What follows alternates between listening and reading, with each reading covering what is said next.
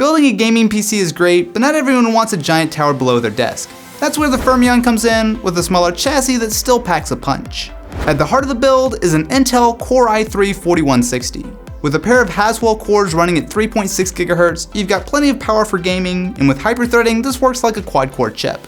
It's also power efficient, which is a big help when working with a smaller PC. Alongside the Core i3 is an EVGA GTX 750 Ti. As the most powerful graphics card you can get that doesn't need external PCI power, the 750 Ti is a solid choice for 1080p gaming with 2 GB of memory. It's also a smaller card, which definitely makes installing it into our case a lot easier.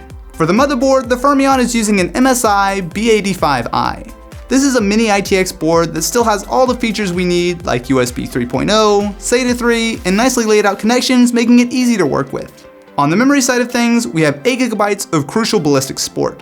Clocked at 1600 MHz, this is a single DIMM which leaves room to expand to 16 GB later on, and it's low profile, again making it easy to install. See a trend here? With a small and efficient build like this, the Crucial BX100 is perfect for storage. It's a 250 GB SSD that isn't too much more expensive than a normal hard drive while delivering a huge boost in performance. Since we're working with an ITX build, we've got a 300 watt Silverstone SFX power supply. 300 watts is more than enough to power the Fermion, and this is small enough to easily fit inside our case while delivering a solid 80+ bronze rating.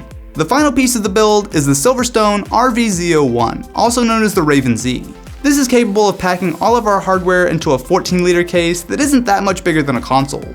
It's a bit tricky to work in, however Silverstone provide decent instructions on putting things together. Having a cool looking gaming PC is nice, but how does the Fermion perform?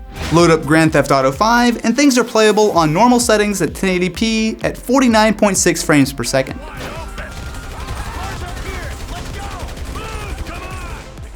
Move over to Shadow of Mordor and we can notch the graphics up to high settings and we're getting over 44 FPS.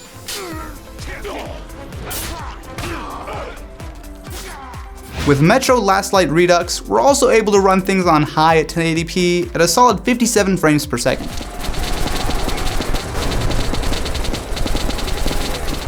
Even under full gaming load, the Fermion is pretty easy on power compared to most gaming PC builds and even the Xbox One and PS4. With plenty of power for 1080p gaming inside a compact ITX chassis, the Fermion is a solid PC for gaming or even as a Steam box. As always, I'll have all the links you need in the description of this video. Anyway guys, thank you so much for watching and I will catch you in the next one.